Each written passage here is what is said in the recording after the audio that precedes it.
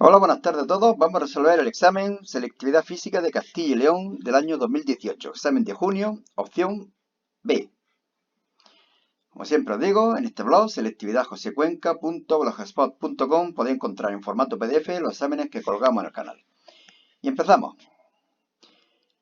Considerando que las órbitas de los planetas del Sistema Solar son aproximadamente circulares, utilice los datos de la órbita terrestre, radio 150 por 10 elevado a 6 kilómetros, periodo 365 días, para calcular la velocidad de traslación de Mercurio, sabiendo que el radio de su órbita mide 57,9 por 10 elevado a 6 kilómetros. Bueno, evidentemente lo que me hace falta es la masa del Sol y la constante G. Bueno, pero la constante G me la han dado entre los datos. Yo de todo modo este apartado lo he hecho sin conocer, sin utilizar el valor de G. Bueno, primero esta fórmula, ¿de dónde la sacamos? Lo hemos hecho ya en varias ocasiones. Lo único que tenemos que hacer es igualar la fuerza de atracción gravitatoria con la fuerza centrípeta. Como siempre digo, no es que haya dos fuerzas que se igualan.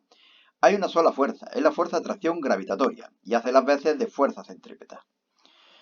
Bueno, pues ponemos sus valores y despejamos la velocidad. Velocidad de la órbita de la Tierra, en principio, que será igual a 2πr partido t, puesto que podemos considerar que la velocidad es constante.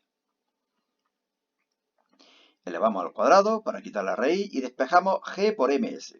Si consideráramos que conocemos g, pues g la pasamos aquí debajo y despejamos la masa del Sol. Es igual, se puede hacer indiferentemente. Despejamos aquí g por ms y obtener un valor de 1,34 por 10 elevado a 20. Y ahora ya sí podemos utilizar esta ecuación, en vez de para la Tierra, para Marte o Mercurio. ¿Quién era? Mercurio. La constante de gravitación, la masa del Sol y el radio de la órbita de Marte.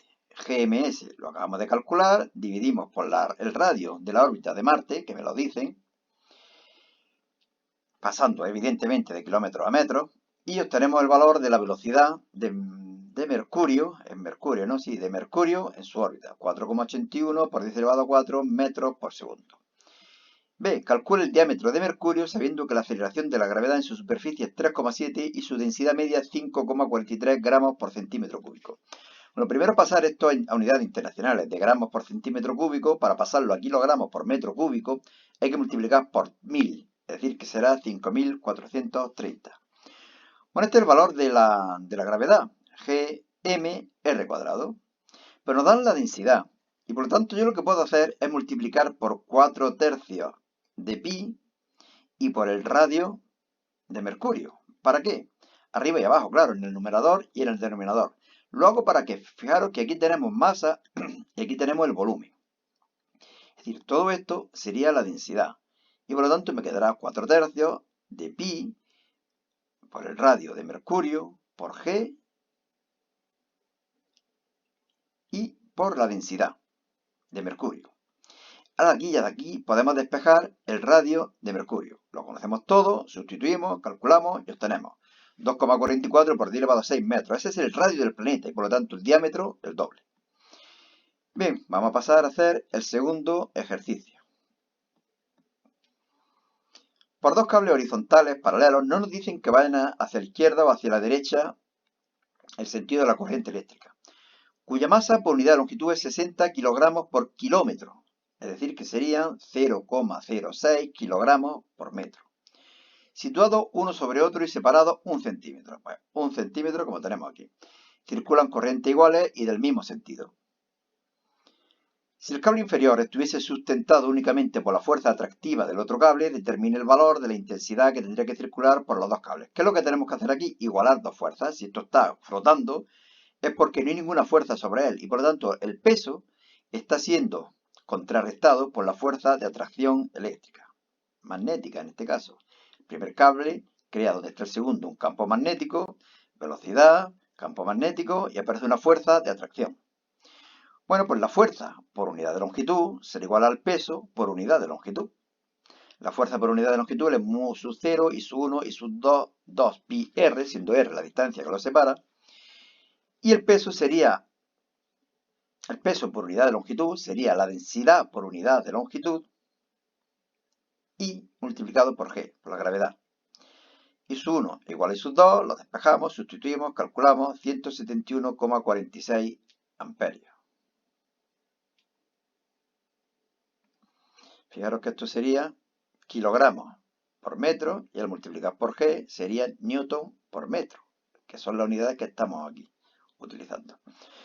Bueno, en el apartado B nos dicen calcular el vector campo magnético creado por ambos cables en un punto situado 2 centímetros por debajo del cable inferior. Es decir, aquí, ¿no? Evidentemente los dos campos magnéticos van hacia adentro. B sub 1 será bastante o más pequeño que B sub 2. El campo magnético total será igual a B sub 1 más B sub 2. Sacamos factor común mu sub 0 y 2pi, 1 partido R sub 1, 1 partido R sub 2.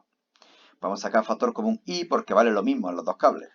Lo conocemos todos, sustituimos, calculamos y obtenemos 2,86 por 10 elevado a menos 3 teslas.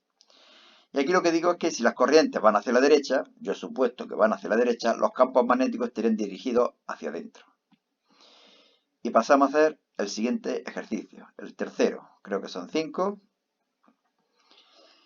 Una onda transversal se propaga por una cuerda según la ecuación de movimiento en unidades del sistema internacional igual a 3 seno de 100t menos 5x más pi medio. Si esto lo comparamos con la ecuación general, que es a seno de omega t menos kx más phi sub 0, 3 sería la amplitud, 100 sería omega, 5 sería k y pi medio sería la fase inicial. Aquí lo tenemos. A partir de omega podemos calcular la frecuencia, a partir de la frecuencia el periodo y la longitud de onda igual a 2pi partido k y lo calculamos. Apartado B. Representa gráficamente la elongación y la velocidad en función de la posición para t igual a 0. Aquí lo que he hecho es una tabla. Vamos a ir dándole valores a x y vamos a ir obteniendo los valores de y de v. ¿Pero por qué le he dado estos valores a x? Fijaros que la longitud de onda es 0,4 pi. Pues ¿qué valores les vamos a ir dando a la longitud de onda? A x. 0, un cuarto de la longitud de onda, la mitad de la longitud de onda, 3/4 partes de la longitud de onda y la longitud de onda. Fijaros que aquí tenemos que la longitud de onda es 0,4 pi, pues voy a darle valores 0, 0,1 pi, 0,2 pi, 0,3 pi, 0,4 pi, etcétera, etcétera. ¿De esa forma qué consigo? Pues que si inicialmente la elongación tiene el valor máximo, cuando haya pasado un cuarto de longitud, bueno, cuando estemos separados un cuarto de longitud de onda, estaremos en el punto 0, otro cuarto de longitud de onda abajo, otro cuarto de longitud de onda en medio, otro cuarto de longitud de onda arriba, en medio, etc. Y lo mismo va a ocurrir con la velocidad. Cuando el objeto está en la parte superior, su velocidad es 0. Evidentemente se puede calcular, pero es que casi no hace ni falta. Y cuando estemos en medio, la velocidad será máxima, como aparece aquí. La velocidad será 300. Bueno, estas son las dos gráficas. Podéis verlo con detenimiento y yo paso a hacer el ejercicio número 4. Mambo number 4. Óptica. Facilón. Consideremos un vaso de agua, índice de refracción 1,33, en cuya superficie hay una capa de aceite, índice 1,45. Ver figura. Aquí la tenemos. Un rayo incide desde el aire, índice de refracción 1, formando un ángulo de 40 grados con la normal como se indica en la figura. Dibuje los rayos y determine el ángulo de salida del rayo en el agua. Este ángulo es el que nos pide. Podemos pasar directamente de lo que ocurre en el aceite. Podríamos pasar directamente del aire al agua. Pero bueno, yo lo he querido hacer en dos fases. Primero ver este ángulo y luego ver este ángulo de aquí. Aplicamos la ley de Snell dos veces. Pero yo digo que podríamos haberlo hecho directamente desde el aire hasta el agua. Si lo hacéis veréis que os sale también 28,90 grados. Bueno, en el apartado B, si consideramos ahora un rayo procedente del agua, desde aquí, determine el ángulo de incidencia mínimo en la superficie agua-aceite, aquí, para que no emerja la luz al aire, allí arriba. Y ahora ya lo que me he cansado de hacerlo dos veces, y por lo tanto, paso directamente del agua al aire. Aplico de nuevo la ley de Snell, pero ahora, suponiendo o sabiendo que el ángulo de refracción va a ser 90 grados. Despejo, calculo y obtengo 48,75 grados. A partir de ahí, la luz ya no sale al aire. Con ángulos mayores se produce la reflexión total. Bueno, y vamos a hacer el ejercicio número 5, que creo que es el último.